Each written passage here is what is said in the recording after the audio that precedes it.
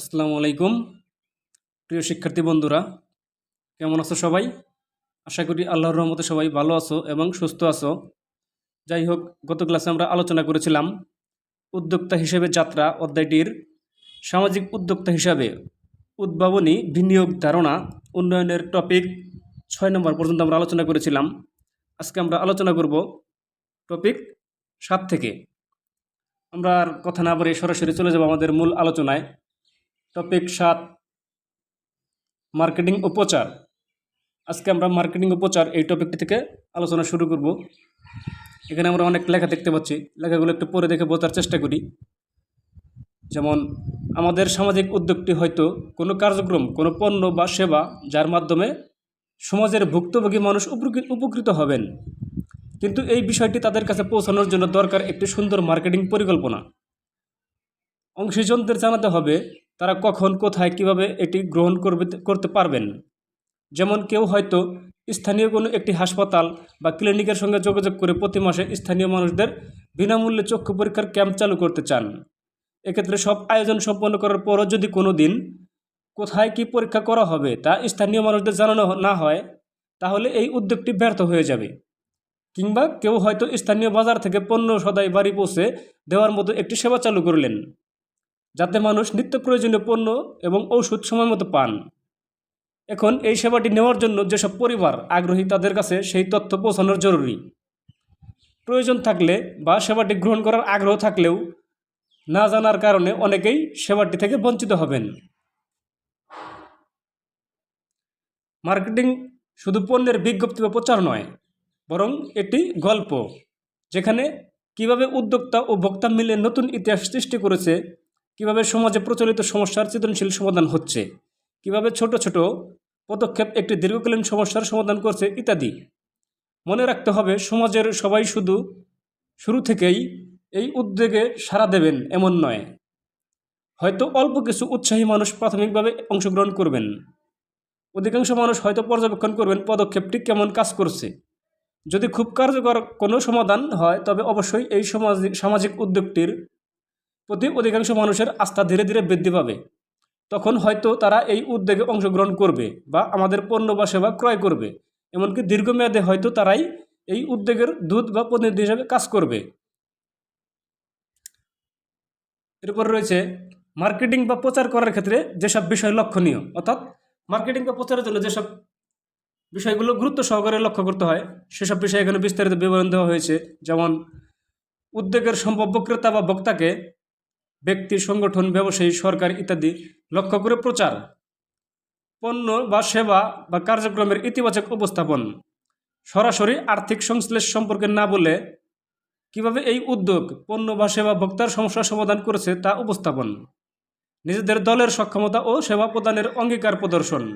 ভুক্তভোগী বা ভোক্তা কিভাবে উপকৃত হচ্ছেন তার প্রমাণ উপস্থাপন। কেন ভোক্তা বা ভুক্তভোগী এটি ব্যবহার করবেন বা এই উদ্যোগে অংশগ্রহণ করবেন তা ব্যাখ্যা করা। এই উদ্যোগ পণ্য বা সেবা সম্পর্কে ভোক্তা বা ভুক্তভোগীদের অনন্য দৃষ্টিভঙ্গি প্রদর্শন। অর্থাৎ এখানে এই বিষয়গুলো মার্কেটিং বা প্রচারের ক্ষেত্রে লক্ষ্য করা প্রয়োজন। এখানে সেই বিষয়টি বোঝানো হয়েছে। আরও কিছু লেখা রয়েছে, এই লেখাটি তোমরা নিজেরা পড়ে নিও। এরপর আমরা দেখতে পাচ্ছি টপিক 8, বাস্তবায়ন শুরু। অর্থাৎ কীভাবে বাস্তবায়ন শুরু করতে হবে, এখানে সেই বিষয়ে কিছু বর্ণনা দেওয়া হয়েছে।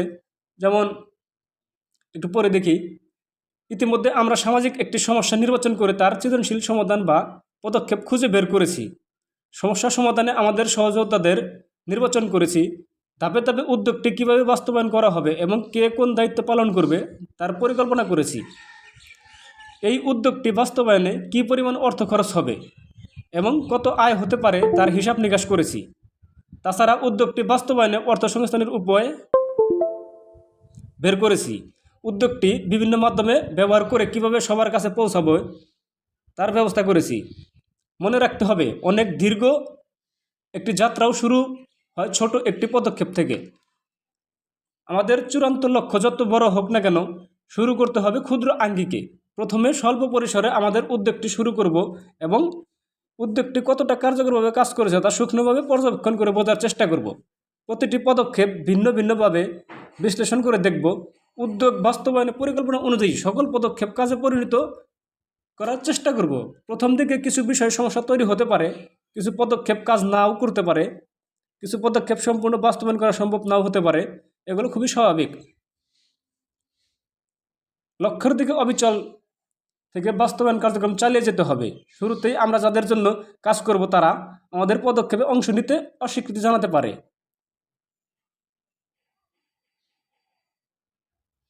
তাতে ভেঙে পড়ার কিছু নেই। সততা ও নিষ্ঠা বজায় রেখে ধৈর্য এবং অধ্যবসায়ের সঙ্গে কাজ করে যেতে হবে। এক সময় হয়তো অধিকাংশ মানুষ আমাদের উদ্বেগের সঙ্গে একত্র হয়ে যাবে, হয়তো তারা আমাদের সহযাত্রী হয়ে যাবে। মূল প্রতিনিধি হিসাবে তখন তারাই কাজ করবে। বিশ্বের প্রায় সকল বড় বড় উদ্যোগী প্রথমে বিভিন্ন রকম চ্যালেঞ্জের মধ্য দিয়ে গিয়েছে। যারা নিষ্ঠার সাথে কার্যকর পদক্ষেপ চালিয়ে যেতে পেরেছে তারাই সফল হয়েছে। অর্থাৎ এখানে বোঝানো হয়েছে যে মার্কেটিং কীভাবে বাস্তবায়ন শুরু করতে হবে এবং সেখানে কি পরিমাণ বাধা বিঘ্নতা আসতে পারে, চ্যালেঞ্জের মুখোমুখি হতে পারে, সেখানে নিজেদের ব্যক্তিগত নিষ্ঠা, নীতি, সততার সাথে কীভাবে দায়িত্ব পালন করতে হবে এবং কাজ চালিয়ে যেতে হবে সেই বিষয়ে এখানে বিস্তারিত বিবরণ দেওয়া হয়েছে। আশা করি তোমরা বুঝতে পেরেছো। এরপরে আমরা দেখতে পাচ্ছি ফিরে দেখা ও ভবিষ্যৎ পরিকল্পনা। এখানে আরও কিছু লেখা রয়েছে, লেখাগুলো একটু পড়ে দেখার চেষ্টা করি। সামাজিক উদ্যোগের সফল বাস্তবায়ন বেশ কঠিন ও সময় সাপেক্ষ।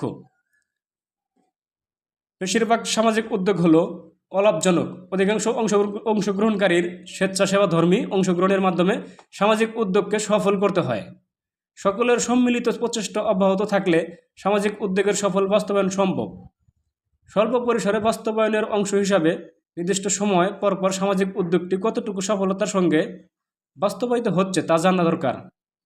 একই সঙ্গে বাস্তবায়ন থেকে কী ধরনের শিক্ষণীয় বিষয় আছে যা এই উদ্যোগকে আরও কার্যকরভাবে বাস্তবায়নের কাজে লাগাবে তা জানার চেষ্টা করতে হবে।